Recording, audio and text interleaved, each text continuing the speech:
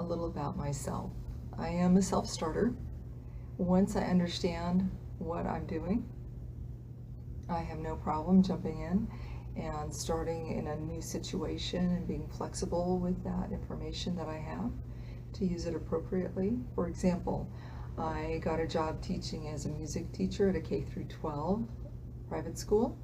And during that time, I found a way to incorporate music not just with the younger children, the elementary ages, but also with the high schoolers, and found ways, because it was the culture of the school, to incorporate the two very different age groups together, high school, junior high, and elementary, in different programs. I even wrote my own spring program one year.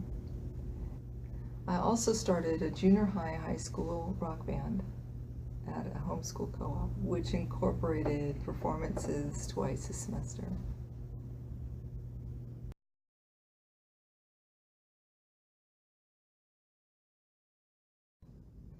Many years, I myself received a very bad cancer diagnosis that had very ominous prognosis. And during that time, I went through shock and fear and worry for my family. And my family was also feeling a lot of these feelings. And they were lost and didn't know what to do. And we were surrounded by community that came and took care of physical needs like food and driving children places.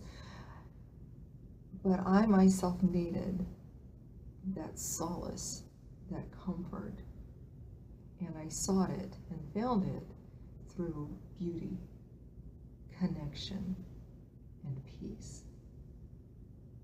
And I feel that I have that empathy to bring to a hospice setting. I also had a friend a couple of years ago decide to stop receiving medical treatment. That meant that he was going to die from kidney failure in a fairly short period of time. And during the time, even before he made that decision and after he made that decision, me and some of his family members and friends would visit him in the hospital and sing to him. And during the final get-together that the family hosted for friends to spend with him before he passed, I had a special song that I knew that would speak to him.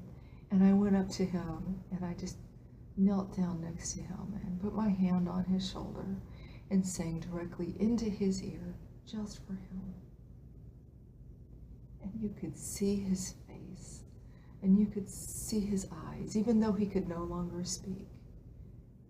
The appreciation and the connection that we had through that song for that period of time, and my well-wishing for him. These experiences have brought me to a place where I'm interested in becoming comfortable with people who are grieving and meeting people where they're at while they're in this hospice situation of life-threatening diseases. And I look forward to the opportunity of being in an internship where I can learn these things.